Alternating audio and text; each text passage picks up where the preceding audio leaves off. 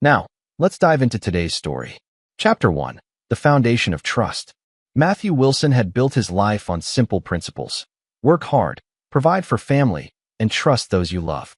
At 43, he owned a successful construction company in Denver, Colorado, employing 37 men who respected him for his fairness and unwavering integrity. His calloused hands told the story of a man who'd started with nothing but determination, building his empire one foundation at a time. The Wilson household on Maple Street was his pride, a 3-story colonial he designed and built himself for Clara, his wife of 19 years, and their 18-year-old daughter Haley. Clara had been a real estate agent when they met, ambitious and charming, with auburn hair and green eyes that could convince anyone to buy a house they couldn't afford. Now she worked part-time at a boutique downtown, claiming she wanted to focus on personal fulfillment rather than the demanding schedule of property sales. Matthew never questioned her reduced hours or the frequent girls' nights that stretched past midnight. Trust was the cornerstone of their marriage, and he'd never given Clara reason to doubt him. He assumed the same courtesy extended both ways. Haley had inherited her mother's striking features, but possessed her father's stubborn determination. A senior at Roosevelt High, she was everything Matthew had hoped for in a daughter: smart, driven, and accepted to Colorado State University for the fall. Her 18th birthday was approaching, and Matthew had secretly been planning to surprise her with the red Mustang convertible she'd been eyeing at the local dealership. The warning signs had been there for months, subtle shifts in routine that Matthew's logical mind explained away. Clara's newfound interest in yoga classes 3 times a week. The way she guarded her phone, keeping it face down during dinner and taking it everywhere, even to the bathroom. Her sudden fascination with wine tastings with her book club friends, events that apparently never included actual books. Stephen Waters had entered their lives 18 months ago as Clara's yoga instructor at Sacred Balance Studio. Matthew had met him twice, once at a community barbecue and again at Haley's birthday party last year. Stephen was everything Matthew wasn't: lean where Matthew was broad, smooth where Matthew was weathered, and philosophical where Matthew was practical. At 35, Stephen possessed the kind of effortless charm that made women laugh at jokes that weren't particularly funny. Matthew remembered shaking Stephen's hand at that barbecue, noting the man's soft palms and wondering how someone made a living teaching people to stretch. Stephen had mentioned his holistic approach to wellness and his plans to open a retreat center in the mountains. Clara had hung on every word, her eyes bright with an enthusiasm Matthew hadn't seen in years. The first real crack in Matthew's foundation of trust came 3 weeks before his birthday. He'd returned home early from a job site, hoping to surprise Clara with lunch from her favorite Italian place. Her car was in the driveway, but she wasn't answering her phone. When he entered the house, he found her in the living room, quickly ending a call and claiming it was just her sister Eliza discussing their mother's health. But Matthew had heard enough of the conversation to know Clara's voice when she was lying. The breathless quality, the way she dropped her voice to almost a whisper. She'd used that same tone years ago when planning his surprise 40th birthday party. This time, however, the conversation hadn't been about celebrations. The second crack appeared when Matthew noticed Clara had started working out more intensely, buying expensive athletic wear and protein supplements. She claimed it was part of her wellness journey, but Matthew observed that her newfound dedication to fitness coincided perfectly with Stephen's class schedule. When he casually mentioned joining her for a workout, Clara had quickly deflected, claiming the classes were too beginner-level for someone with his strength. The foundation of Matthew's trust finally cracked completely on the morning of March 15th, exactly 3 weeks before his birthday. Haley had cornered him in his home office, her face flushed with excitement about something she called the most amazing opportunity ever. "Dad, you're going to think this is crazy, but Stephen, you remember Mom's yoga instructor? He's organizing this incredible spiritual retreat in Hawaii. It's only for 2 weeks, and Mom thinks it would be perfect for me before college starts. To find myself and gain some life perspective." Matthew had looked up from his construction blueprints, studying his daughter's animated expression. "Hawaii's expensive, sweetheart. When is this retreat?" "It starts April 6th, right after spring break." "I know it's short notice, but someone else canceled, and Stephen offered Mom the spot for me. It's like fate, you know? And the best part is, it's only $19,000 for both of us." Mom said you'd probably think it's worth it for my personal growth. $19,000. Matthew's birthday was April 5th. Both of you? Matthew had asked carefully, his hand tightening around his pencil. Yeah, Mom's going to. She says she needs some spiritual renewal, and this is the perfect mother-daughter bonding experience before I leave for college. Stephen will be leading meditation sessions and teaching us about finding our inner purpose. Isn't that amazing? Matthew had forced a smile, his mind racing through calculations that had nothing to do with money. Clara had never shown interest in meditation. She'd never expressed desire for mother-daughter bonding. And Stephen Waters was apparently conducting private retreats in Hawaii at the exact time of Matthew's birthday. That does sound amazing, Matthew had said, his voice steady despite the rage building in his chest. When do you need the money? Mom said if you could transfer it today, she can book everything this afternoon.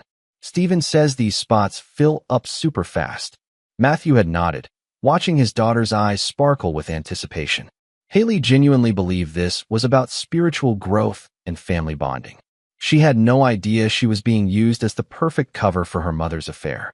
That evening, Matthew had transferred $19,000 to Clara's account without question or comment. When Clara mentioned the trip at dinner, her explanation matched Haley's story word for word. They'd rehearsed well. I think it's wonderful, Matthew had said, raising his wine glass in a toast to new experiences and spiritual growth. Clara had beamed, leaning over to kiss his cheek. You're the most understanding husband in the world, Matthew. I love you so much. The kiss had felt like a knife sliding between his ribs. Matthew Wilson had built his life on trust, but he wasn't naive. He knew the difference between faith and foolishness. As he sat in his office that night, listening to Clara and Haley excitedly plan their trip, he realized his foundation hadn't just cracked, it had shattered completely. But Matthew Wilson was a builder. He knew how to tear down structures that were no longer sound and construct something stronger in their place. The difference was, this time he wouldn't be building with trust. He'd be building with truth. Chapter 2. The Architect of Deception. The next morning, Matthew began his investigation with the methodical precision that had made his construction company successful. He'd learned long ago that rushing into any project without proper planning led to disaster. This project would require the same careful attention to detail, except the stakes were infinitely higher than any building he'd ever constructed. Clara left for her yoga class at 9:30, kissing Matthew goodbye with the same affectionate smile she'd worn for 19 years. Haley was at school, her final semester of senior year, keeping her busy with college preparations and graduation activities. Matthew had deliberately cleared his schedule, telling his foreman Phil Cobb that he was taking the day to handle personal business. The Sacred Balance studio was located in a converted warehouse in Denver's trendy Lodo district. Matthew parked across the street, his truck inconspicuous among the construction vehicles servicing the neighborhood's ongoing gentrification. He had a clear view of the studio's entrance and the parking lot behind the building.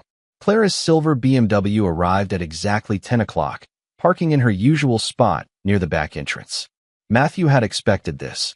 Clara was punctual to a fault, a trait that had served her well in real estate and was now serving him equally well in his investigation. What Matthew hadn't expected was to see Stephen Waters exit the building immediately after Clara entered, walking to his own car with the casual confidence of a man completely secure in his deception. Stephen drove a black Jeep Wrangler, the kind of vehicle that suggested adventure and spontaneity, everything Matthew represented in Clara's mind that Stephen didn't. Matthew followed at a distance as Stephen drove through downtown Denver, eventually pulling into the parking garage of the Marriott Hotel on 17th Street. This wasn't a coincidence or a brief errand. Stephen had checked into a room.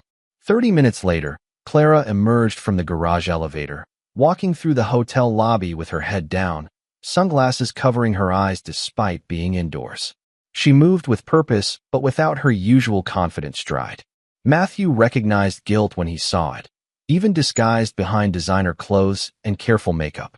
They stayed in the hotel for 2 hours and 17 minutes. Matthew timed it precisely, making notes in the small notebook he always carried for construction measurements. When Clara finally returned to her car, her hair was slightly disheveled, and she checked her reflection in the side mirror before driving away. Matthew followed her back to the studio, where she retrieved her yoga mat from her trunk, a prop that had never been unrolled, and walked inside for what he assumed was the cooling-down period of her fictional class. The other women in the actual yoga class were just finishing their session, emerging from the building with the flushed, satisfied expressions of people who'd actually exercised. Clara stayed inside for another 20 minutes, probably showering and preparing to return home, with her carefully constructed story about challenging poses and spiritual enlightenment. When she finally emerged, she looked exactly like someone returning from an intense workout, complete with appropriately tousled hair and a slight sheen of manufactured perspiration. The investigation continued for 2 weeks. Matthew documented every lie, every deception, every moment of calculated betrayal. Clara and Stephen had a routine as predictable as Matthew's construction schedule. Monday, Wednesday, and Friday mornings at the hotel.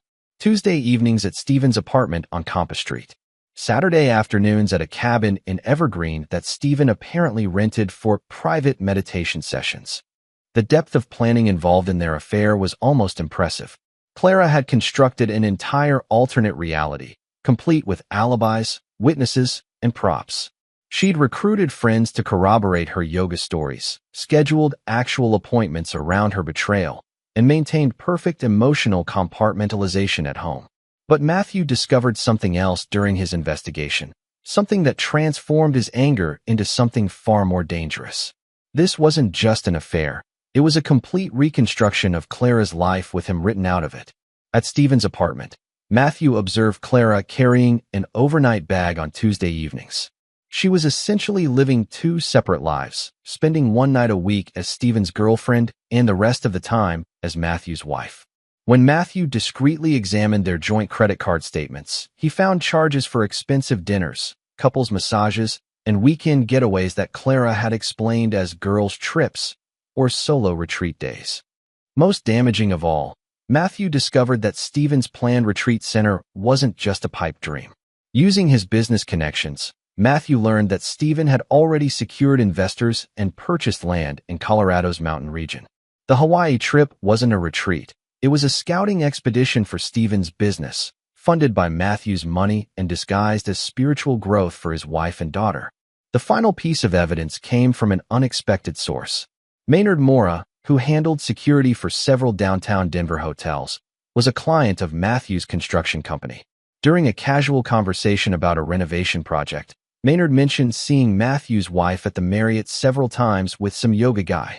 Didn't want to say anything, Maynard had said, clearly uncomfortable.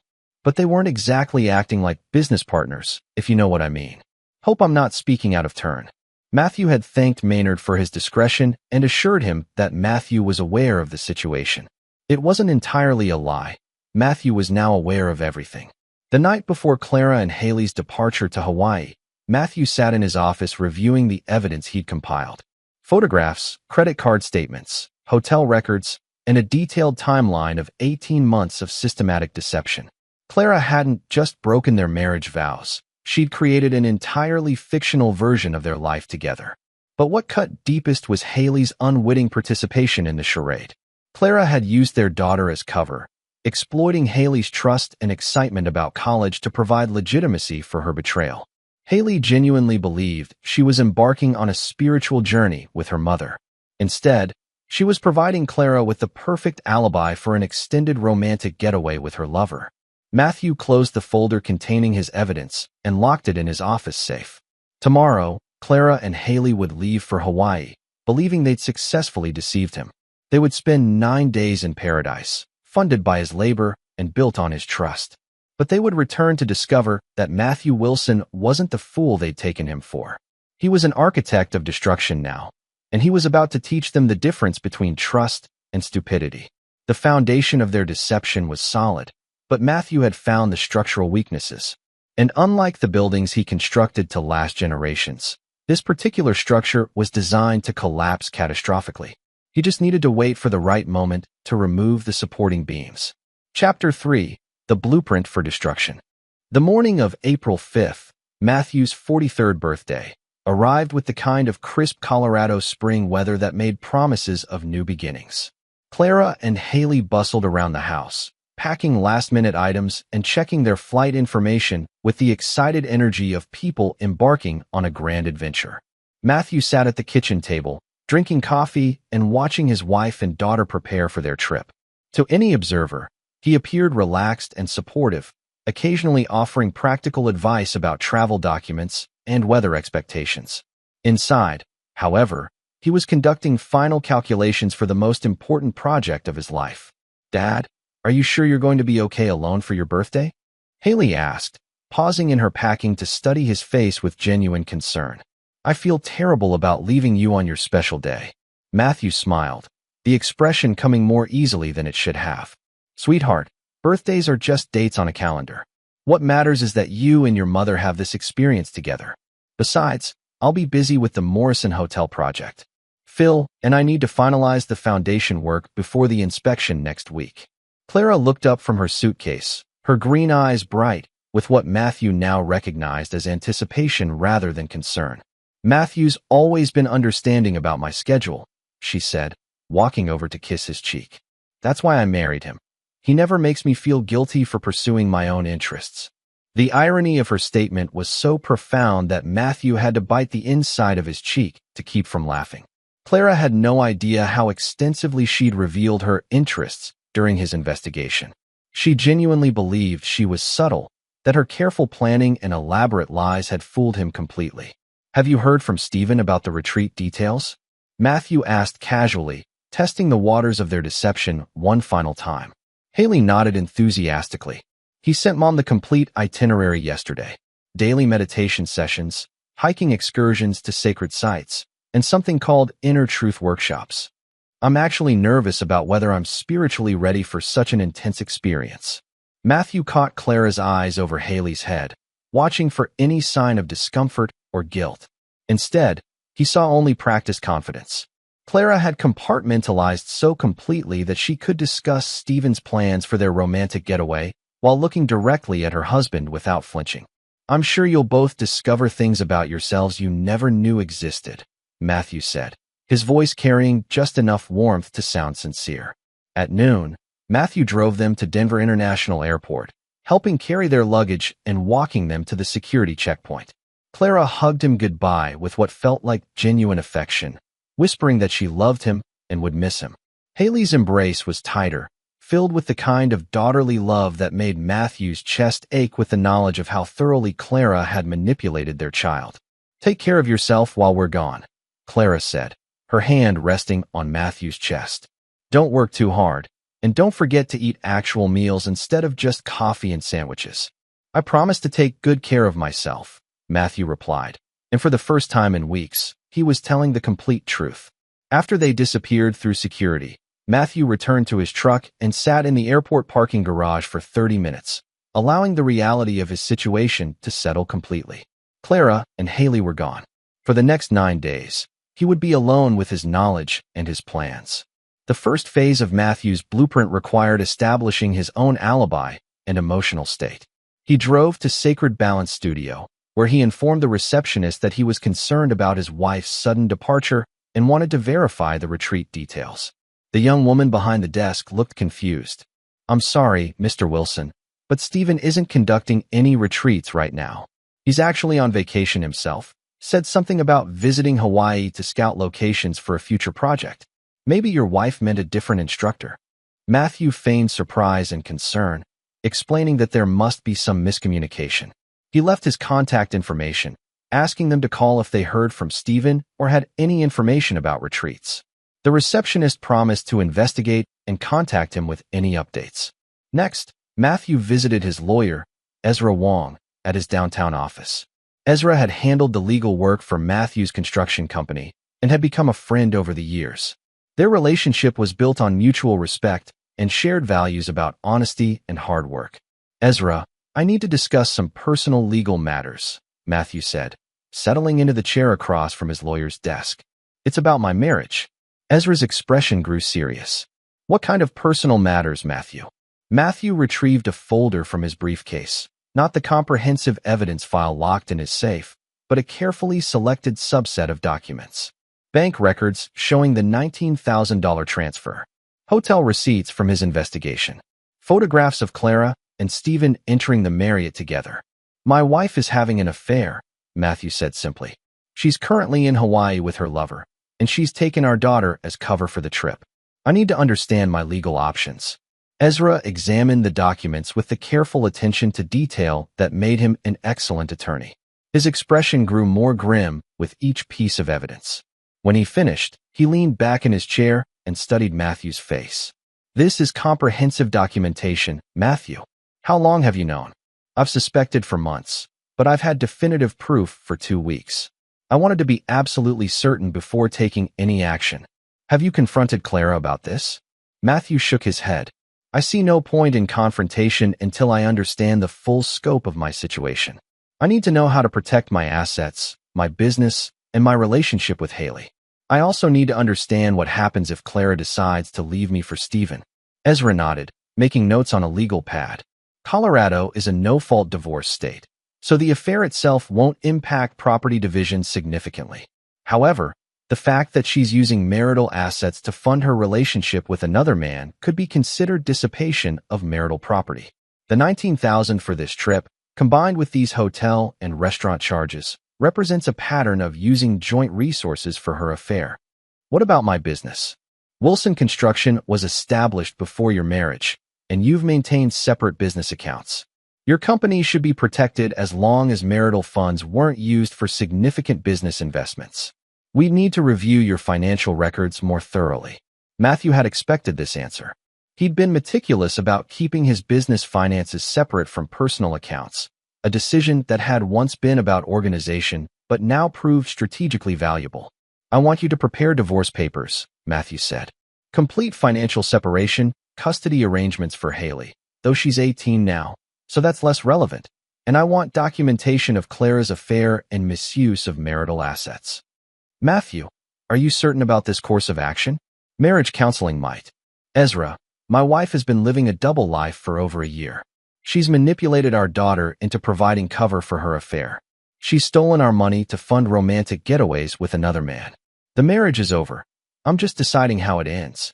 Ezra had worked with Matthew long enough to recognize his tone. When Matthew spoke with that particular quiet intensity, arguing was pointless. Matthew had made his decision with the same careful consideration he applied to construction projects. "I'll need a few days to prepare everything properly," Ezra said. "When do you want Clara served with papers?" Matthew checked his calendar, calculating the timeline precisely. "Clara and Haley returned from Hawaii on Sunday, April 14th. I want Clara served with divorce papers on Monday morning, April 15th. Can you arrange for service at the house around 10 a.m.? That's very specific timing. I want Clara to have exactly 1 day to settle back into her normal routine before her world changes completely. I want her to wake up Monday morning thinking she successfully deceived me, and then I want that illusion shattered permanently." Ezra made additional notes, his expression thoughtful. "What about Haley? How do you plan to handle this with your daughter?" This was the question Matthew had been dreading, the one aspect of his plan that caused genuine pain rather than cold satisfaction. Haley was innocent in all of this, a victim of her mother's manipulation. But she was also 18 years old, legally an adult, and would soon discover that her spiritual retreat had been an elaborate cover for her mother's affair. "I'll tell Haley the truth," Matthew said. "All of it. She deserves to know that her mother used her as cover for adultery. She deserves to understand the difference between love and manipulation. That's going to be devastating for her. Less devastating than living with lies. Haley is strong enough to handle the truth. She's not strong enough to build her life on deception, and that's what Clara has been teaching her to do." Matthew left Ezra's office with the legal machinery of his divorce set in motion. The papers would be prepared, the service arranged, and the timeline established. Clara would return from Hawaii believing she'd successfully maintained her double life, only to discover that her deception had been exposed completely. But legal action was only the first phase of Matthew's blueprint. Clara and Stephen had used his trust and his money to build their relationship. Now Matthew would use their betrayal to construct something much more permanent: consequences. The foundation was set. The supporting structures were in place. Now he just needed to wait for the right moment to trigger the controlled demolition of everything Clara and Stephen thought they'd built together. Matthew Wilson had always been patient when building something meant to last. This destruction would last much longer than any marriage. Chapter 4. the paradise of deception. While Matthew methodically constructed his legal framework in Denver, Clara and Haley were discovering that paradise came with complications neither had anticipated. The Maui Grand Resort was everything the promotional materials had promised: sweeping ocean views, infinity pools, and the kind of luxury that made $19,000 seem like a reasonable investment in spiritual growth. What Clara hadn't expected was how difficult it would be to maintain the mother-daughter bonding narrative while conducting an affair under her daughter's nose.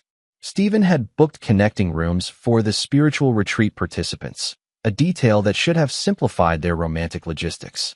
Instead, it created a constant tension between Clara's desire to spend time with Stephen and her need to maintain the fiction that this trip was about Haley's personal development. "Mom, Stephen seems really nice, but don't you think the meditation sessions are kind of intense?"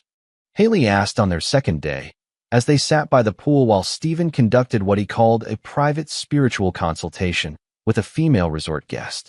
Clara watched Stephen through her sunglasses, noting the way he leaned in close to the woman during their conversation, his hand occasionally touching her arm for emphasis. A spike of jealousy surprised her with its intensity. She'd assumed Stephen's attention would be focused entirely on her during their romantic getaway, but she was learning that Stephen's charm wasn't reserved exclusively for her. "Intensity is necessary for real spiritual growth," Clara replied, repeating something Stephen had told her during one of their hotel encounters. "You can't achieve enlightenment through comfort and ease." Haley nodded thoughtfully, but Clara could see doubt creeping into her daughter's expression. Haley was intelligent and observant, traits she'd inherited from Matthew, and the supposed retreat wasn't matching her expectations. The daily meditation sessions were actually Stephen giving Clara private time while Haley explored the resort alone. The Inner Truth workshops consisted of Stephen lecturing about the importance of following your authentic desires, regardless of social expectations or commitments. The closest they'd come to anything resembling a spiritual retreat was a sunrise yoga session on the beach, which had lasted exactly 15 minutes before Stephen claimed the energy wasn't right for deeper practice. By the fourth day, Clara was beginning to understand that she'd misjudged both Stephen's priorities and the complexity of maintaining her deception. Stephen's attention was divided among multiple interests: networking with potential investors for his retreat center, flirting with other resort guests, and conducting what he called research for his business plan. Clara found herself competing for time with a man she'd upended her life to be with. More troubling was Haley's growing skepticism about the entire experience. Her daughter had arrived in Hawaii, genuinely excited about spiritual growth and mother-daughter bonding. Instead, she was spending most of her time alone while Clara snuck off for stolen moments with Stephen. The irony wasn't lost on Clara that in trying to use Haley as cover for her affair, she was actually neglecting her daughter more thoroughly than she ever had at home. "Mom, can we talk?" Haley asked on their fifth evening, after Stephen had excused himself for another networking dinner with resort management. They were sitting on their suite's balcony, watching the sunset paint the Pacific in shades of orange and gold that should have been romantic, but instead felt melancholy. "Of course, sweetheart. What's on your mind?" Haley was quiet for a long moment, organizing her thoughts with the careful precision she'd learned from Matthew. "This isn't really what I expected from a spiritual retreat. Stephen seems nice, but I feel like we're just vacationing. And you seem distracted, like your mind is somewhere else." Clara felt a flutter of panic. If Haley was beginning to suspect something, the carefully constructed alibi for this trip could collapse completely. "I'm sorry if I seem distracted. Sometimes spiritual work brings up complicated emotions. I'm processing a lot of internal growth." "Are you happy, Mom? I mean, really happy? At home? With Dad? With your life?" The question hit Clara like a physical blow. She'd been so focused on the logistics of her affair and the excitement of feeling desired by Stephen that she hadn't considered how her behavior might appear to someone who actually loved her unconditionally. "Why would you ask that?" Clara deflected, buying time to formulate an answer. "Because you've seemed different lately. More secretive, more, I don't know, restless. And this trip doesn't feel like it's about my spiritual growth. It feels like it's about something else entirely." Clara stared out at the ocean, weighing her options. She could continue the deception, maintain the fiction that this was about Haley's development. But her daughter's questions suggested that the lie was becoming transparent. Haley was too smart and too observant to be completely fooled. Sometimes adults need to explore different aspects of themselves, Clara said carefully. Your father is a wonderful man, but he's very stable, predictable. Sometimes I wonder if there are parts of myself I never got to discover because I settled into marriage so young. Haley's expression grew troubled. Are you saying you regret marrying Dad? I'm saying that people change, and sometimes they need to explore what else might be possible. That doesn't mean I don't love your father. It just means I'm trying to understand if the life I'm living is the life I actually want. It was the most honest conversation Clara had with anyone in months, and the relief of partial truth was overwhelming. She'd been carrying the weight of her deception alone, unable to share her feelings with Stephen, who preferred excitement to emotional complexity, or her friends, who wouldn't understand the sophistication of her situation. Does Dad know you feel this way? Clara shook her head. Your father thinks everything is perfect between us. He's happy with our routine, our life, our future plans. He doesn't understand that some people need more than just security and stability. Haley was quiet for several minutes, processing this information with the serious consideration she brought to important decisions. Finally, she looked at her mother with an expression Clara couldn't quite interpret. Mom, I love you, and I want you to be happy. But Dad loves you too, and he deserves to know if you're questioning your marriage. It's not fair to let him think everything is okay if it's not. Clara felt a surge of irritation that her 18-year-old daughter was lecturing her about fairness and honesty. It's more complicated than you understand, Haley. Adult relationships involve nuances that. It's not that complicated, Haley interrupted, her voice carrying a firmness that reminded Clara uncomfortably of Matthew. Either you want to be married to Dad or you don't. Either you're committed to your family or you're not. Everything else is just excuses. The conversation ended in uncomfortable silence, with both women retreating to their respective bedrooms. Clara spent the night staring at the ceiling, questioning for the first time whether her carefully planned affair was worth the growing complexity of maintaining it. Meanwhile, in the adjoining room, Haley lay awake thinking about her father eating alone on his birthday while funding a trip that was supposed to be about spiritual growth but felt more like her mother's personal escape from reality. Neither woman realized that back in Denver, Matthew Wilson was sleeping peacefully for the first time in weeks, knowing that the legal papers were being prepared and the timeline for revelation was precisely on schedule. The paradise of deception was beginning to show cracks in its foundation. Chapter 5. The cracks begin to show. By the seventh day in Hawaii, the carefully constructed facade of the spiritual retreat was deteriorating rapidly.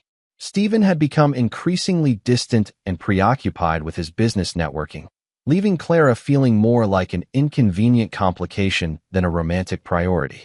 The woman he'd been conducting spiritual consultations with, a wealthy divorcee named Kimberly Bentley from San Francisco, was receiving far more of his attention than Clara had anticipated. I don't understand why you're being so possessive, Stephen said during one of their rare private moments in his suite. This trip is about more than just our relationship. I'm building something here, establishing connections that could transform my entire business model. Clara sat on the edge of his bed, watching him check his phone for messages from potential investors. This wasn't the romantic getaway she'd envisioned when she convinced Matthew to fund their trip. I thought this time was supposed to be about us. About exploring what our relationship could become without all the sneaking around. Our relationship is part of a larger journey, Clara. You can't separate personal growth from professional opportunity. Kimberly understands that. She's interested in investing in the retreat center, and she appreciates the holistic approach I bring to spiritual development. The way Stephen said Kimberly's name, with a warmth he hadn't used for Clara in days, sent a chill through her that had nothing to do with the air conditioning. She was beginning to recognize a pattern in Stephen's behavior that she'd been too infatuated to notice during their affair in Denver. Stephen's charm was practiced and transferable. The intense attention he'd given Clara during their secret meetings wasn't exclusive or special. It was simply how Stephen operated with women who could benefit his ambitions. Clara had money and social connections in Denver. Kimberly had money and social connections in San Francisco. Both women were useful, and Stephen's romantic interest seemed to correlate directly with their potential value to his business plans. Are you sleeping with her? Clara asked bluntly, surprising herself with the question. Stephen looked up from his phone, his expression carefully neutral. That's not the kind of question someone asks when they're operating from a place of spiritual abundance. Jealousy is a limiting emotion, Clara. It comes from scarcity thinking. It wasn't a denial, and they both knew it. Meanwhile, Haley was conducting her own investigation into the nature of their trip. Her mother's revelations about questioning her marriage had left Haley feeling protective of her father and suspicious of the entire Hawaiian adventure. When she tried to book an actual meditation session at the resort spa, she discovered that Stephen Waters wasn't listed as a certified instructor or affiliated with any spiritual organizations. Further inquiries revealed that Stephen was registered as a regular resort guest, not a retreat leader or spiritual guide. The resort staff had no knowledge of any organized spiritual program, and the activities Stephen claimed to be conducting weren't official resort offerings. Haley spent the afternoon at the resort's business center, using her laptop to research Stephen's background more thoroughly. What she discovered made her stomach turn with a combination of anger and fear for her mother. Stephen Waters had a pattern. Over the past 5 years, he'd conducted similar spiritual retreats in various vacation destinations, always funded by wealthy women seeking meaning and personal growth. None of these retreats appeared to be legitimate spiritual programs. Instead, they seemed to be elaborate romantic getaways where Stephen provided emotional intensity and philosophical guidance in exchange for financial support for his various business ventures. Most disturbing was a blog post written by a woman named Viola Galloway from Phoenix, who described being emotionally and financially manipulated by a yoga instructor who promised spiritual transformation but delivered only expensive disappointment and broken promises. The details of Viola's experience matched Clara's situation almost exactly: secret meetings, promises of spiritual growth, and requests for funding for a mountain retreat center that never materialized. Haley printed out the blog post and several other concerning articles about Stephen's past relationships. That evening, she confronted her mother with the evidence. "Mom, we need to talk about Stephen," Haley said, spreading the printed pages on the coffee table in their suite. "I think you're being manipulated." Clara read through the documents with growing horror, recognizing elements of her own experience in every woman's story. The promises about spiritual growth, the requests for financial support, the way Stephen made each woman feel special and chosen while simultaneously pursuing other relationships. This could be a different Stephen Waters, Clara said weakly, but she knew it wasn't. The photos in the articles clearly showed the same man who'd been conducting spiritual consultations with resort guests all week. "Mom, I think Dad needs to know what's really happening here," Haley said gently. "I think you've gotten involved with someone who's been lying to you about everything." Clara felt her carefully constructed world collapsing around her. The spiritual retreat had been revealed as a fraud. Stephen's romantic interest was clearly divided among multiple women, and her daughter now knew that their entire trip had been based on deception. "You can't tell your father," Clara said, panic creeping into her voice. "He wouldn't understand. This whole situation would destroy our family." "Mom, your affair is what's destroying our family, not Dad finding out about it. He deserves to know that you've been lying to him and that you've stolen his money to fund a relationship with a con artist." The word affair hung in the air between them like a physical presence. Clara realized that her daughter had figured out much more than she'd admitted during their earlier conversation. Haley wasn't just suspicious about the retreat. She understood exactly what was happening and why they were really in Hawaii.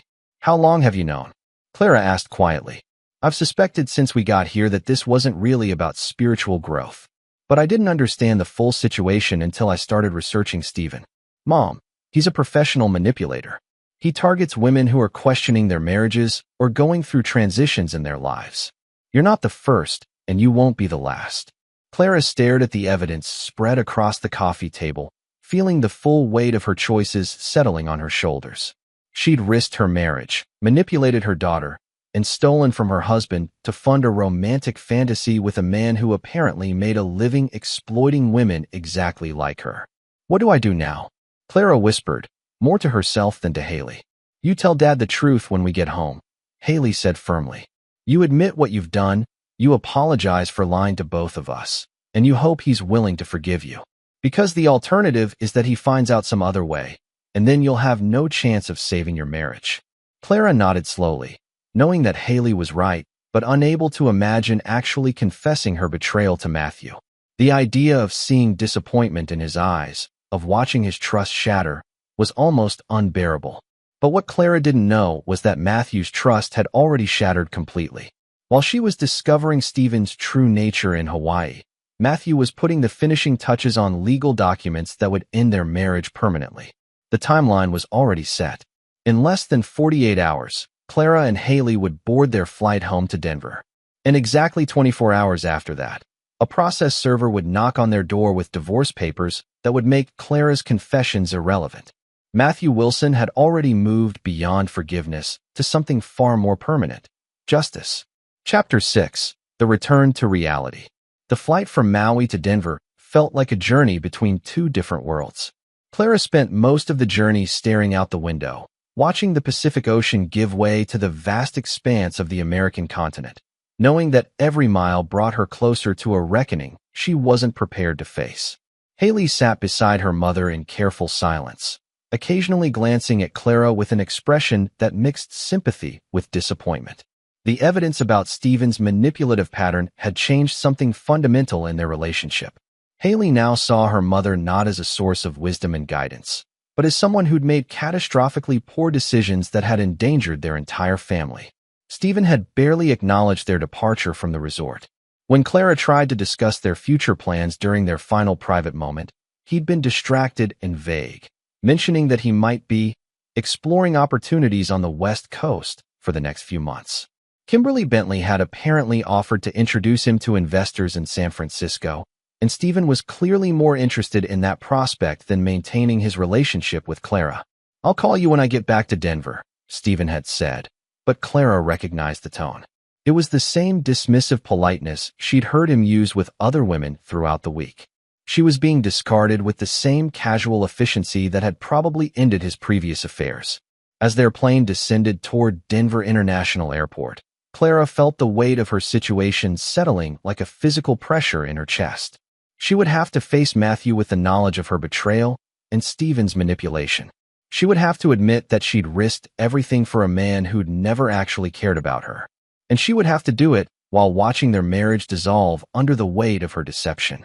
Matthew was waiting at the airport when they arrived, standing near the baggage claim with the patient posture Clara had always found reassuring. He looked exactly the same as when they'd left, solid, dependable, trustworthy, and Clara felt a sharp pang of regret for everything she'd risked losing. "How was the spiritual journey?" Matthew asked, embracing Haley with genuine warmth before giving Clara a brief, polite hug. "It was educational," Haley replied carefully, glancing at her mother. "I learned a lot about the difference between appearances and reality." Matthew's eyes sharpened slightly at Haley's tone, but he didn't pursue the comment. "I'm glad you had meaningful experiences. I've missed you both." During the drive home, Clara found herself studying Matthew's profile, looking for signs that he suspected something about their trip. But his demeanor was exactly what she'd expected: interested in their experiences, concerned about their flight, focused on the practical details of their return. If he had any suspicions about the true nature of their Hawaiian adventure, he was hiding them perfectly. The house on Maple Street looked exactly as they'd left it, but something felt different to Clara. Maybe it was her own guilt creating the sensation, but the familiar rooms seemed smaller somehow, more confining after the expansive luxury of the Maui resort. The family photos on the mantelpiece, images of camping trips, birthday celebrations, and quiet domestic moments, now felt like evidence of a life she'd been willing to abandon for a fantasy. "I'll start some laundry," Clara said, needing something practical to focus on. "And we should probably unpack while everything's fresh in our minds." "Take your time settling back in," Matthew said. "I know travel can be exhausting. I'll order some takeout from that Thai place you like for dinner." His consideration and thoughtfulness made Clara's guilt more acute. While she'd been in Hawaii questioning their marriage and pursuing another man, Matthew had been home taking care of the house and planning ways to make their return comfortable. The contrast between his loyalty and her betrayal was almost unbearable. That evening, as they sat around the dinner table sharing pad thai and spring rolls, Clara tried to imagine how she would begin the conversation about her affair. Every potential opening seemed inadequate for the magnitude of what she needed to confess. How do you tell someone who loves you that you've been systematically lying to them for over a year? How do you explain that their trust and generosity enabled you to pursue a relationship with someone else? Dad, I've been thinking, Haley said, interrupting Clara's internal struggle. I'd like to get a job this summer before college starts. Maybe something in construction or project management, to learn more about your business. Matthew's face lit up with genuine pleasure. I'd love to have you work with the company for a few months. You could start in the office, learning about project planning and client relations, then spend some time on job sites to understand the practical side of construction. Clara watched the interaction between her husband and daughter, seeing clearly for the first time how much Haley admired and respected her father. The idea that her affair might damage Haley's relationship with Matthew added another layer of guilt to her already overwhelming emotional state. That sounds perfect, Haley said. I want to understand how you've built something so successful from nothing. It seems like the kind of lesson they don't teach in college. Matthew reached across the table to squeeze Haley's hand. The most important lesson is that everything worth building requires trust as a foundation. Without trust, even the strongest structures eventually collapse. Clara felt the words like a physical blow. Matthew was speaking to Haley about business principles, but Clara heard her own judgment in his statement. She had violated the foundation of trust that their marriage was built on, and the collapse was inevitable. After dinner, Clara retreated to their bedroom, while Matthew and Haley continued talking about summer work plans and college preparation. She unpacked mechanically, hanging tropical clothes in the closet and placing hotel toiletries in the bathroom, each item a reminder of the deception that had funded their trip. When Matthew finally came to bed, Clara was sitting at her vanity, brushing her hair with the same routine she'd followed for 19 years of marriage. In the mirror, she could see Matthew moving through his own bedtime routine, checking the alarm clock, plugging in his phone, setting out clothes for the morning. Matthew, Clara said, her voice barely above a whisper. We need to talk about some things. He paused in his routine, meeting her eyes in the vanity mirror. What kinds of things? Things about our marriage. About my behavior.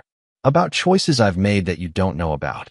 Matthew's expression didn't change, but Clara thought she saw something shift in his eyes. Is this about your relationship with Stephen Waters? The question hit Clara like ice water. She turned to face him directly, her heart racing. How do you know about Stephen? I've known about your affair for weeks, Clara. I know about the hotels, the lies, the way you've been using Haley as cover for your relationship. I know about all of it. Clara felt the room spinning around her. If Matthew had known about her affair for weeks, why had he let them go to Hawaii? Why had he funded the trip? Why was he acting calm and normal instead of angry or devastated? If you knew, why didn't you stop me? Why didn't you confront me before we left? Matthew sat on the edge of their bed, his posture relaxed despite the magnitude of their conversation. Because I needed to understand the full scope of your deception before I decided how to respond. And I needed to give you the opportunity to make your own choices about what you wanted more, your marriage or your affair. What do you mean? I mean that tomorrow morning, you're going to receive some documents that will help clarify our situation permanently. I hope you enjoyed Hawaii, Clara, because it was the last vacation you'll ever take with my money. Before Clara could respond, Matthew walked into the bathroom and closed the door, leaving her sitting alone with the devastating realization that her husband's calm acceptance wasn't forgiveness, it was preparation. Matthew Wilson had known about her betrayal for weeks, and he'd spent that time planning something she wasn't prepared for. Tomorrow morning would bring consequences that Clara couldn't imagine and couldn't prevent. The reckoning she'd been dreading was no longer approaching. It had already begun. Chapter 7. The Controlled Demolition. Monday morning arrived in Denver with the kind of crisp clarity that made everything seem sharper and more defined. Clara woke to the sound of Matthew moving through his usual morning routine, shower, coffee, checking construction schedules on his phone. The normalcy of his behavior only heightened her anxiety about his ominous words from the night before. At exactly 10 o'clock, as Matthew had specifically requested, the doorbell rang with the precise timing of a professionally scheduled appointment. Clara was in the kitchen, trying to force down coffee and toast while her stomach churned with anticipation. Through the front window, she could see a middle-aged man in a business suit standing on their porch, holding a manila envelope. "Clara Wilson?" the man asked when she opened the door. Yes. You're being served with legal documents. Please sign here to acknowledge receipt. Clara's hands trembled as she signed the receipt form, her mind still trying to process what was happening. Divorce papers. Matthew was divorcing her. Despite knowing about her affair for weeks, despite acting calm and supportive, despite funding their trip to Hawaii, he had been planning to end their marriage with the cold precision he brought to construction projects. She tore open the envelope with shaking fingers, scanning the legal documents that would dismantle 19 years of marriage. Petition for dissolution of marriage, financial affidavits, asset division proposals, and attached to the back, a separate folder containing photographs, bank statements, hotel receipts, and a timeline documenting every lie she'd told for the past 18 months. The evidence was comprehensive and devastating. Matthew hadn't just discovered her affair. He'd documented it with the methodical thoroughness that made him successful in business. Every meeting with Stephen, every fabricated excuse, every dollar spent on their relationship. Clara's deception was laid out like a construction blueprint, complete with dates, times, and corroborating evidence. "Oh, God," Clara whispered, sinking onto the living room couch as the full scope of Matthew's preparation became clear. This wasn't an emotional reaction to betrayal. It was the systematic dismantling of their marriage by someone who'd had weeks to plan every detail. Haley emerged from the kitchen, drawn by the sound of the doorbell and her mother's obvious distress. When she saw the divorce papers scattered across the coffee table, her expression shifted from concern to something that looked almost like relief. "Dad knew," Haley said simply. "He's known all along." "You knew he knew?" Clara asked, staring at her daughter with growing horror. "I figured it out last night, when he made that comment about trust being the foundation of everything. Dad doesn't speak in metaphors unless he's making a point. And the way he handled our conversation about the trip, he was too calm, too prepared. He was waiting for something." Clara felt a surge of anger that temporarily overwhelmed her guilt. "So you've both been lying to me? You've both been planning this behind my back." "No, Mom. You've been lying to everyone. Dad and I are just dealing with the consequences of your choices." Before Clara could respond, the front door opened and Matthew walked in, checking his watch with the casual precision of someone following a carefully planned schedule. He looked at Clara sitting surrounded by divorce papers, then at Haley standing nearby with her arms crossed, and nodded as if confirming that everything was proceeding according to plan. "I see you've received the documents," Matthew said, hanging his jacket in the closet with the same routine he'd followed for years. "I thought it would be appropriate to discuss the practical details now that everything is official." "Matthew, please," Clara began, but he held up a hand to stop her. "I've had weeks to listen to anything you might want to say, Clara. You've had plenty of opportunities to tell me about Stephen, about the hotels, about using our daughter as cover for your affair. You chose deception every time. Now we're past the point of discussion." Clara felt desperation clawing at her chest. The calm, final tone in Matthew's voice was more terrifying than anger would have been. "The man I thought I was having an affair with, Stephen, he's not who I thought he was. He's a con artist who manipulates women. I was stupid and deceived, but it wasn't real love. It was manipulation." "I know exactly who Stephen Waters is," Matthew replied. "I've known for 2 weeks. I also know about Kimberly Bentley, about his pattern of targeting women in vulnerable situations, and about his plans to use your money to fund his retreat center. Your relationship with a con artist doesn't change the fact that you chose to have an affair and steal from our marriage to pay for it." The weight of Matthew's comprehensive knowledge hit Clara like a physical blow. He hadn't just discovered her affair. He'd investigated it thoroughly enough to understand details she'd only learned herself in Hawaii. While she'd been rationalizing her behavior and planning romantic getaways, Matthew had been methodically documenting the destruction of their marriage. "What about our family?" Clara asked, grasping for any argument that might reach him. "What about Haley? We can work through this. I'll end things with Stephen completely. I'll do whatever it takes to rebuild your trust." Matthew's expression didn't change. "Our family consists of Haley and me now. You forfeited your place when you decided to pursue another man using my money and my daughter as cover. There's no rebuilding trust with someone who spent 18 months systematically destroying it." Haley moved to stand beside her father, a gesture that Clara interpreted as choosing sides in the dissolution of their family. The sight of her daughter aligning with Matthew felt like the final confirmation that Clara had lost everything she'd once taken for granted. The house, the business, the money.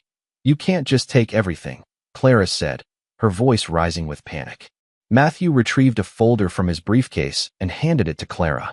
The financial settlement is actually quite generous, considering the circumstances. You'll receive your portion of the house equity, half of our joint savings accounts, and a portion of my 401k. What you won't receive is spousal support, given that you used marital assets to fund an affair. Clara opened the folder, scanning the financial breakdown that would determine the rest of her life. The numbers were fair but stark, representing the end of the financial security that Matthew's success had provided for nearly 2 decades. I need a lawyer, Clara said, more to herself than to anyone else. That's your right, Matthew agreed. But I should mention that my attorney has already filed these papers with the court.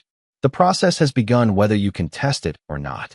You can hire representation to protect your interests, but you can't stop the divorce. Clara stared at the man she'd been married to for 19 years, trying to find some trace of the Matthew who'd loved her, trusted her, and built a life around making her happy. Instead, she saw only cold determination and the kind of strategic thinking that had made him successful in business. Is this really how you want to end things? Clara asked, making one final attempt to reach whatever remained of their emotional connection. Clara, this is how you ended things 18 months ago when you started sleeping with another man. I'm just making it official. Matthew gathered his briefcase and headed toward the front door, pausing only to address Haley. I'll be at the Morrison site until 5 if you need anything. We can discuss your summer work schedule when I get home. After he left, Clara and Haley sat in silence in the living room, surrounded by legal documents that represented the complete dismantling of their family structure. Clara felt hollowed out, as if everything she'd built her identity around had been surgically removed. I'm sorry you have to go through this, Clara said finally, looking at her daughter with genuine remorse. I'm not the one going through it, Mom, Haley replied quietly. You and Dad are. I'm just watching people I love destroy each other because one of them made selfish choices. The accuracy of Haley's assessment cut deeper than any legal document could. Clara had risked everything for a fantasy relationship with a man who'd never actually cared about her, and now she was facing the permanent consequences of her deception. Outside, Matthew Wilson drove toward his construction site with the satisfaction of seeing a carefully planned project executed flawlessly. The legal framework was in place, the evidence was documented, and the timeline was proceeding exactly as scheduled. But the legal divorce was only the first phase of Matthew's comprehensive plan. Clara and Stephen had used his trust and his money to build their relationship. Now Matthew would use their betrayal to construct something much more lasting. Consequences that would follow them long after the legal papers were finalized. The controlled demolition of his marriage was complete. Now it was time to begin construction on their punishment. Chapter 8. The Foundation of Consequences.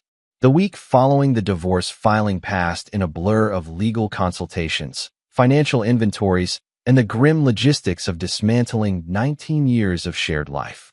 Clara hired William Wiley, a divorce attorney recommended by a friend, but even his experienced guidance couldn't alter the fundamental reality of her situation. Matthew's documentation was comprehensive, his legal strategy was sound, and Colorado's no-fault divorce laws meant that her affair, while morally devastating, didn't significantly impact the financial settlement. What Clara didn't know was that Matthew's legal strategy was only the beginning of a much more comprehensive plan for consequences. While she focused on protecting her financial interests in the divorce, Matthew was implementing the second phase of his blueprint for justice. Stephen Waters returned to Denver 3 days after Clara and Haley, his brief romantic adventure in Hawaii, having apparently run its course with Kimberly Bentley's rejection of his business proposal. He contacted Clara immediately upon his return, suggesting they meet at their usual hotel to discuss their future plans, now that her marriage was officially ending. Clara agreed to the meeting, partly out of curiosity about Stephen's intentions and partly from a desperate need to salvage something meaningful from the wreckage of her life. If her marriage to Matthew was truly over, perhaps her relationship with Stephen could still develop into something genuine and lasting. The Marriott Hotel meeting felt different from their previous encounters. Stephen seemed distracted and less charming than usual, checking his phone frequently and showing little interest in Clara's emotional turmoil over the divorce proceedings. "I've been thinking about our situation," Stephen said after they'd been together for less than an hour. "With your divorce moving forward, things are going to get complicated. Maybe we should take a break from seeing each other until your legal situation is resolved." Clara stared at him, unable to process what she was hearing. "A break? Stephen, I've left my husband for you. I've destroyed my marriage because I thought we had something real together." "You left your husband because you were unhappy in your marriage," Stephen corrected. "Our relationship was part of your journey toward authenticity, but it doesn't mean we're automatically committed to each other long-term." The casual cruelty of his dismissal was breathtaking. Clara realized that Stephen had never viewed their affair as the profound connection she'd imagined. To him, she'd been a convenient source of attention, money, and sexual gratification. Now that her usefulness was ending and her situation was becoming complicated, he was discarding her with the same emotional efficiency he'd shown other women. "What about all the things you said about spiritual connection and finding our authentic selves together?" Clara asked, her voice rising with desperation. "Those were concepts we explored during our time together. They weren't promises about the future." Clara left the hotel feeling more devastated than she had after receiving the divorce papers. Matthew's rejection had been cold but predictable. She'd betrayed his trust and destroyed their marriage. Stephen's rejection was casual and dismissive, revealing that their entire affair had been built on her delusions about his feelings and intentions. What Clara didn't know was that Stephen's sudden desire for distance wasn't entirely his own decision. Earlier that week, Matthew had paid Stephen a visit at his apartment on Compass Street, a conversation that had significantly altered Stephen's perspective on his relationship with Clara. The visit had begun with Matthew introducing himself as Clara's husband and stating that he knew about their affair. Stephen had initially attempted to maintain his practiced charm, expressing regret about the situation and claiming that his relationship with Clara had developed naturally out of their shared spiritual interests. Matthew had listened patiently to Stephen's explanation, then presented him with a comprehensive file documenting his pattern of targeting vulnerable women for financial and emotional exploitation. The file included statements from Viola Galloway and 3 other women who'd been manipulated by Stephen over the past 5 years, financial records showing his use of relationship funds for personal business ventures, and evidence of his simultaneous pursuit of multiple women in different cities. "I'm not here to threaten you about my wife," Matthew had said calmly. "What Clara chose to do was her decision, and she'll face the consequences of that choice. But I want you to understand that I know exactly who you are and what you do." Stephen had tried to maintain his composure, but Matthew's evidence was too comprehensive to dismiss or explain away. "What do you want from me?" "I want you to end your relationship with Clara immediately and permanently. I want you to reject any future contact from her. And I want you to understand that if you ever target another woman the way you've targeted my wife, I'll make sure every potential victim knows exactly what kind of man you are." Matthew had then presented Stephen with copies of documents he'd prepared for distribution, detailed profiles of Stephen's manipulative patterns, testimonials from his previous victims, and evidence of his fraudulent business practices. The documents were professionally formatted and ready for distribution to yoga studios, retreat centers, and spiritual communities throughout Colorado. "I've had these prepared but not distributed," Matthew explained. "Whether they ever see public circulation depends entirely on your future behavior. If you disappear from Clara's life completely and cease your pattern of targeting vulnerable women, they remain private. If you continue manipulating women or maintain any contact with my wife, they'll be distributed widely enough to end your current business model permanently." Stephen had understood the terms immediately. Matthew wasn't just ending his affair with Clara. He was threatening to destroy Stephen's entire method of operation.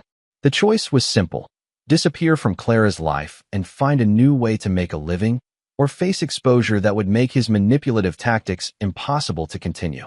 The conversation had ended with Stephen's agreement to Matthew's terms, though he'd tried to maintain some dignity by claiming he'd been planning to end things with Clara anyway. Matthew had left Stephen's apartment confident that the affair was over and that Stephen would have strong motivation to avoid any future contact with Clara. 3 days later, when Stephen met Clara at the hotel to end their relationship, he was operating under the knowledge that Matthew Wilson wasn't just a betrayed husband. He was a strategist who'd thoroughly researched Stephen's vulnerabilities and was prepared to destroy his livelihood if necessary. Stephen's dismissal of Clara was therefore not just personal disinterest, but a calculated decision to protect himself from Matthew's promised consequences. He couldn't tell Clara about Matthew's visit without admitting to the evidence of his manipulative pattern, so he simply implemented the breakup in the most efficient way possible. Clara returned home from the hotel meeting feeling completely hollowed out. She'd lost her marriage, her family's respect, and now the relationship she'd sacrificed everything to pursue. The man she'd thought was her soulmate had revealed himself to be exactly what Haley had discovered in her research, a practiced manipulator who'd never cared about her as anything more than a convenient source of emotional and financial support. That evening, as Clara sat alone in the house that would soon no longer be her home, she began to understand the full scope of what Matthew had constructed during his weeks of preparation. He hadn't just filed for divorce. He'd systematically dismantled every aspect of the life she tried to build outside their marriage. Matthew Wilson had promised that this was how their story would end, and Clara was beginning to realize that his version of justice was far more comprehensive and permanent than she'd imagined. The foundation of consequences was solid, and the structure Matthew was building on top of it would last much longer than any marriage. Chapter 9. The Final Blueprint. 6 weeks after the divorce papers were served, Clara Wilson, soon to be Clara Alexander, having decided to reclaim her maiden name, sat in the law office of Willie & Wiley, signing the final documents that would officially end her 19-year marriage to Matthew. The settlement had been finalized exactly as Matthew's initial filing had proposed, with no modifications or negotiations. Clara received half of their joint savings, her portion of the house equity, and a portion of Matthew's retirement fund. What she didn't receive was any ongoing financial support or claim to Wilson Construction's future earnings. At 41 years old, she was starting over with enough money to purchase a modest condominium and support herself for perhaps 2 years if she lived carefully. The dissolution will be final in 90 days, William explained as Clara signed the last document. After that, you'll be legally free to remarry or make any other life changes you choose. The irony of the comment wasn't lost on Clara. She was indeed free to make life changes, but Stephen Waters had vanished from her life as completely as if he'd never existed. Her calls went unanswered, her texts were ignored, and when she'd driven past his apartment building, she'd discovered he'd moved out without leaving a forwarding address. Sacred Balance Studio informed her that Stephen was no longer affiliated with their program, and they had no information about his current location or plans. It was as if the man who'd convinced her to risk everything for spiritual authenticity had simply evaporated once the practical consequences of their affair became real. Clara suspected Matthew was somehow responsible for Stephen's disappearance, but she had no evidence and no way to prove her suspicions. Stephen's abandonment felt like the final confirmation that their entire relationship had been built on her delusions about his character and intentions. The house on Maple Street sold within 2 weeks of being listed, purchased by a young family who admired the craftsmanship and attention to detail that Matthew had put into every room.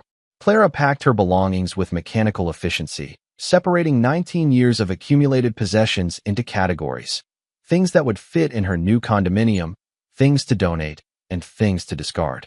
Matthew maintained his polite distance throughout the process, handling all interactions through lawyers or brief, practical conversations about logistics. When Clara tried to engage him in discussions about their shared history or the possibility of maintaining some kind of friendship for Haley's sake, his responses were courteous but final. "We don't have a shared future to discuss, Clara," he said during one of their last conversations in the house they'd built together. "You made choices that ended our relationship permanently. Now we're just completing the practical details of separating our lives." Haley had begun working for Wilson Construction immediately after graduation, starting in the office but quickly moving to job sites where she demonstrated an intuitive understanding of project management and quality control.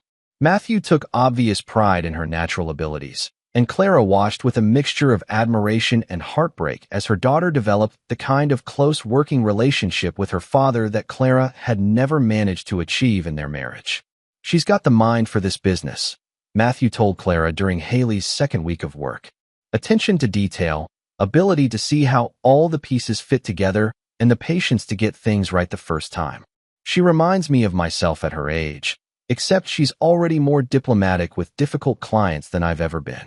Clara could see that Haley was thriving in the construction environment, learning skills that would serve her well regardless of what career she ultimately chose.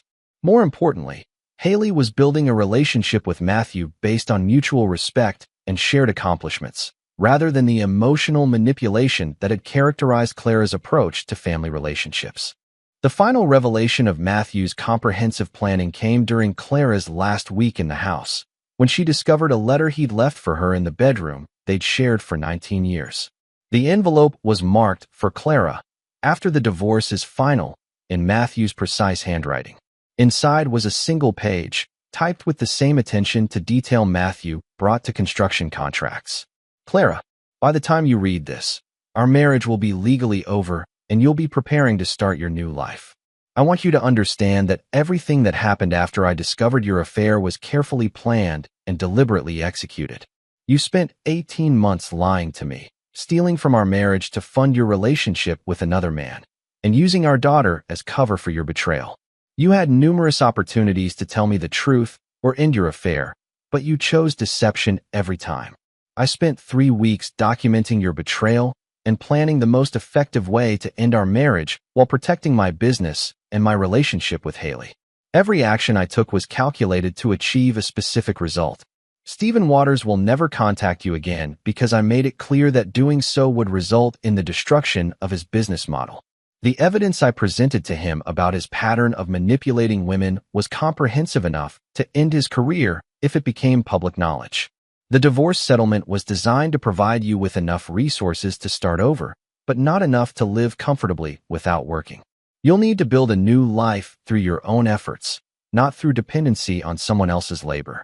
Haley chose to work for my company because she recognizes the difference between people who build things through honest work and people who take things through manipulation and deception. She's learning skills that will serve her throughout her life, and she's doing it in an environment based on trust and mutual respect. I don't hate you, Clara, but I don't forgive you either. What you did to our marriage and our family was unforgivable, and I wanted you to understand that the consequences you're facing weren't accidental or emotional. They were planned and implemented with the same precision I bring to any major construction project. You built a relationship with Stephen on the foundation of lies and stolen money. I built your consequences on the foundation of truth and documented evidence. Which structure do you think will last longer? Matthew. Clara read the letter 3 times, each reading making the scope of Matthew's planning more clear. He hadn't just reacted to her betrayal. He'd architected her consequences with the same methodical precision that had made him successful in business. Every element of her current situation, from Stephen's disappearance to the financial settlement to Haley's career choice, had been anticipated and planned. Matthew Wilson had promised her that this was how their story would end, and he'd delivered exactly what he'd promised. Clara was free to start over, but she was starting with the understanding that the man she'd betrayed for 19 years was far more strategic and unforgiving than she'd ever realized. The final irony was that Stephen Waters, the man who'd taught Clara about authentic living and following your true path, had been the first to abandon her when following that path became difficult. Matthew, the man she dismissed as too stable and predictable, had proven to be the most ruthless and effective strategist she'd ever encountered. Clara folded the letter and placed it in her purse, a document she would keep as a reminder of the difference between trust and naivety, between love and manipulation, and between consequences and forgiveness. As she drove away from the house on Maple Street for the last time, Clara could see Matthew and Haley in the driveway, loading construction equipment into his truck for another day of building something meant to last. They were working together with the easy efficiency of people who understood each other completely, creating something solid and permanent through honest labor and mutual respect. Clara had chosen excitement over stability, fantasy over reality, and deception over truth. Now she was free to discover what kind of life she could build on her own, without the security of Matthew's success or the illusion of Stephen's affection. The foundation she was starting with was exactly what she deserved, nothing more and nothing less than the consequences of her own choices. Matthew Wilson had built his life on the principle that trust was the foundation of everything worth building. Clara had learned, too late, that some foundations couldn't be repaired once they were destroyed. The architect of her consequences had created something that would last much longer than any marriage. The permanent understanding that betrayal always came with a price, and some people were patient enough to ensure that price was paid in full.